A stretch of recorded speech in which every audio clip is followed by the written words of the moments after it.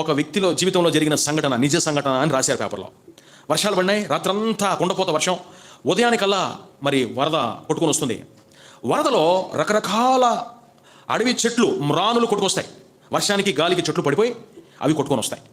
కొట్టుకొని వస్తూ ఉండగా ఈత విషయంలో గజ ఈతగాళ్ళు, ఈత నేర్పరితనం ఉన్న వాళ్ళందరూ ఆ ప్రవాహంలో దూకి వాటిని నేర్పరితనంగా ఆ మానులను ఒడ్లోకి తెచ్చుకుంటారు.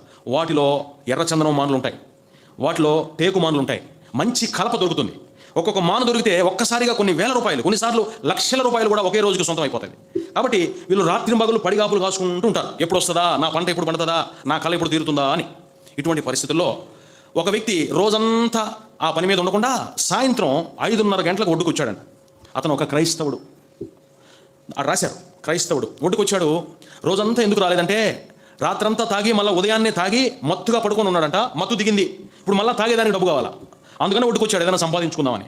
వాస్తవికంగా చేపలు పడదామని వచ్చిన వ్యక్తి ఆ ఒడ్డును చూస్తే అప్పుడే వర్ష వాతావరణంలో లైట్ ఫెయిల్ అవుతూ ఉండగా ఇతని కళ్ళకి ఒక పెద్ద కలప మాను కనబడింది.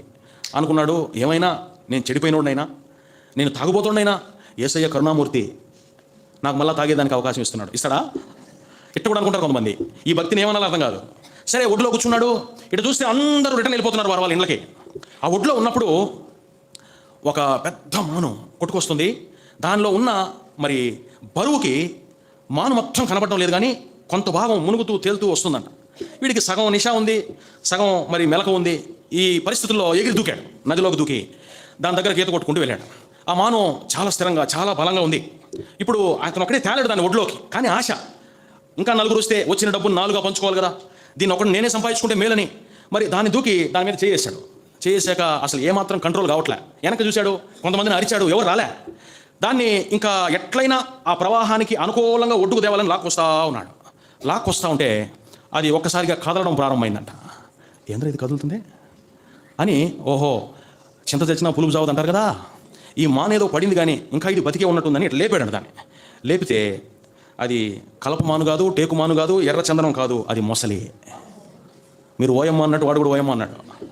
ఇప్పుడు దానిని బాగా రెచ్చగొట్టిన వెంటనే, అప్పటి వరకు అది గమనుంటుంది, దాని నైజం అది. దానిని ఒడ్డుకు లాక్కొచ్చే ప్రయత్నంలో ఒక్కసారిగా ఇతని వైపుకు అది తిరిగి తలలో నుంచి నడుము దాకా లోపలికి మింగేసింది. ఇంత లోపల అతని భార్య ఒడ్డులోకి వచ్చింది. గ్రామంలో ఉన్న వాళ్ళందరూ వెనక్కి వచ్చేసారయ్యా, ఈ టైంలో వెళ్ళావు, ఎక్కడికి వెళ్ళావు అని అరుస్తుందంట ఒడ్లో నుంచి. వాళ్ళ భార్యకు చివరిసారిగా కనబడిన సన్నివేశం ఒకటే, ఏందో తెలుసా? ఆ మొసలి గ్రామానికి ఈ నామకార్థ క్రైస్తవుని ఒక్కసారి పైకి లేపి చూపించిందంట. చూపించి తన కనికరం లేని క్రూరత్వంతో సగానికి కొరికితే బాడీ సగం కింద పడింది. దానికి ఆశ మింగేసి మిగిలిన సంఘాన్ని కూడా తింటుంటే కాలు కనబడినాయి. ఇప్పుడు భార్య ఒడ్డులో నుంచి ఏడుస్తూ ఉంది, అయ్యా నువ్వు తాగుబోతుడువైనా, నీకు సాక్ష్యం లేకపోయినా నీ గురించి ప్రతిరోజు ఉపవాసం ఉండి ప్రార్థన చేస్తున్నాను, నువ్వు మారాలని. సంఘం నీ కొరకు ప్రార్థన చేస్తూ ఉంది, నీ బ్రతుకు మారాలని, మన జీవితం బాగుపడాలని, మన పిల్లలకు ఏకైక ఆధారం నువ్వని నీ గురించి ఎన్ని ఆశలు పెట్టుకున్నాను. ఈ పాడు వ్యసనం కొరకు ఎంత తప్పుడు పని చేశావు, నడి సముద్రంలో మమ్మల్ని ముంచేసి వెళ్ళిపోయావే అని గుండెలు బాదుకుంటా ఏడుస్తుంటే తిరిగి వస్తాడా? రాడు.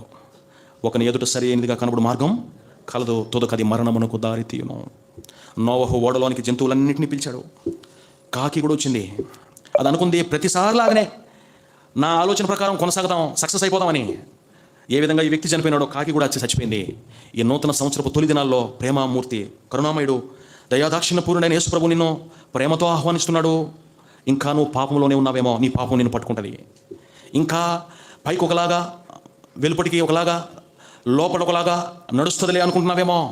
ఓడ లోపల అనగా సంఘములో ఒకలాగా, ఆదివారం ఒకలాగా, మిగిలిన దినాలు ఒకలాగా, నేను ప్రజల్ని ఆమారించొచ్చులే అనుకుంటున్నావేమో. యేసు అందరినీ ఎరిగినవాడు, ప్రేమగల దేవుడు నీతో మాట్లాడుతున్నాడు. చాలా పర్యాయాలు మనం మనుషుల్ని మభ్యపెట్టొచ్చు, సేవకుని, పెద్దల్ని, ఒకవేళ